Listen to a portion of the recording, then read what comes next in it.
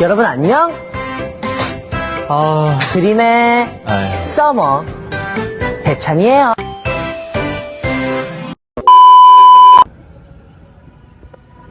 Halo teman-teman semua, pernah nggak sih kalian penasaran gimana cara mengatur keuangan di organisasi kampus biar tetap rapi, transparan, dan mudah dipertanggungjawabkan? Nah, di video kali ini saya Fitri Ayu Sintia Bella dari Prodi Pendidikan Bahasa dan Sastra Indonesia angkatan 2025 bakal ngobrol langsung sama narasumber kita yang merupakan bendahara di Himabindo. Di sini kita bakal bahas tentang peran bendahara, cara mengatur keuangan, serta pengalaman dalam berorganisasi. Nah, tunggu apa lagi? Ayo kita mulai.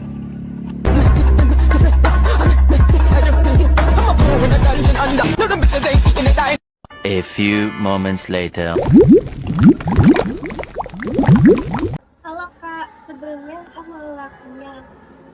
Boleh Kak, Kakak mau mengenalkan diri Kakak lebih dahulu serta jabatan Kakak di Hima ini.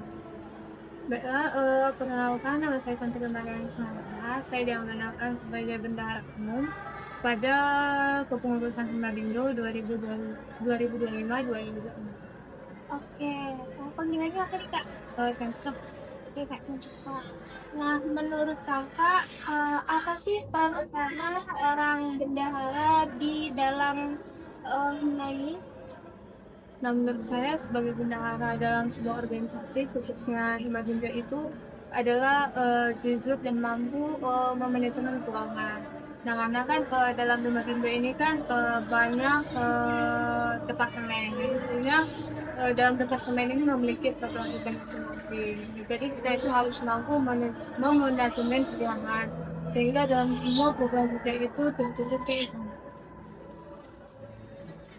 Bisa Kakak tolong jelasin bagaimana proses pengelolaan keuangan di Himabindo ini dari awal sampai di akhir atau sampai ke pelaporan ini? Nah, seperti biasa, jika Himabindo itu melakukan program kerja itu kan terlebih dahulu melakukan rapat.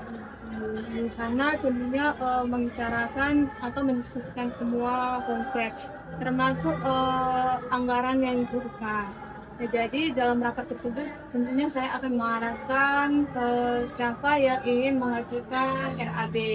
Dan nanti RAB tersebut akan diberikan kepada saya. Setelah diberikan kepada saya akan mengecek RAB, apakah RAB tersebut sudah sesuai dengan kebutuhan acara dan apakah penjumlahan yang ada dalam RAB tersebut sudah sesuai. Nah, jika sudah sesuai, nanti saya akan baru memberikan dananya. Nah, pemberian dana tersebut akan dilakukan komunikasi, baik itu cash maupun melalui transfer. Nah, setelah acara selesai, saya akan kembali meminta data dari pembelian berupa nota ataupun transaksi. Nah, kemudian saya akan melakukan pendataan. Pendataan tersebut tentunya akan sesuai dengan nota yang terkumpul, baik itu nota fisik, nota dokumentasi. Nah, kemudian setelah itu dokumentasi dari data tersebut akan saya simpan dan saya akan pertanggungjawabkan di akhir periode.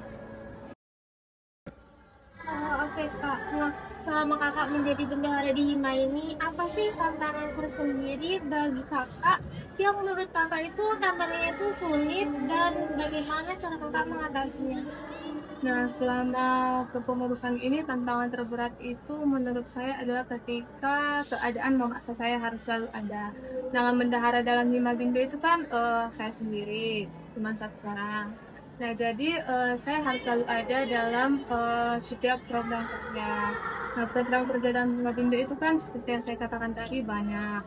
Nah, apalagi kalau program kerja yang akan dilaksanakan itu besar, tentunya saya akan sangat repot karena yang meminta dana itu, yang meminta anggaran kepada saya itu bukan seperti saja. Nah, jadi saya itu harus selalu ada karena waktu mereka meminta anggaran itu tidak menentu.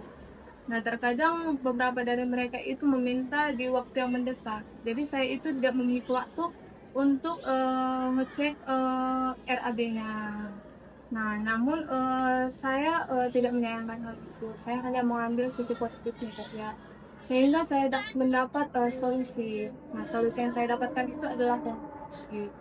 Nah, saya di situ mengarahkan mereka agar mereka itu ketika membutuhkan anggaran, mereka itu harus meminta kepada saya beberapa hari sebelum menggunakan konsultasi. Nah, sehingga saya itu memiliki waktu yang cukup untuk memeriksa semua RAD yang diajukan dan mengetahui kapan waktu yang tepat untuk saya memberikan dananya. Nah, ini pertanyaan terakhir nih. Jadi setelah pengalaman kakak, nah apa sih pelajaran yang paling berkesan yang kakak dapatin, yang menurut kakak menjabat sebagai bendahara di Langit? Pelajaran yang saya dapatkan dari pengalaman keberatan. Dan saya dari situ saya memahami bahwa komunikasi dalam suatu organisasi itu sangat penting.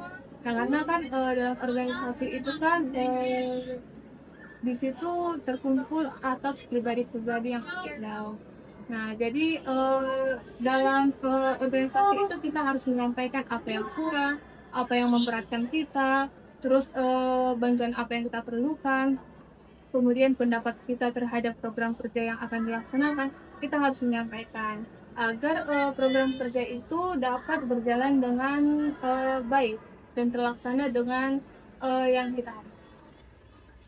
Oke, baik Kak. Terima kasih atas waktu dan ilmunya.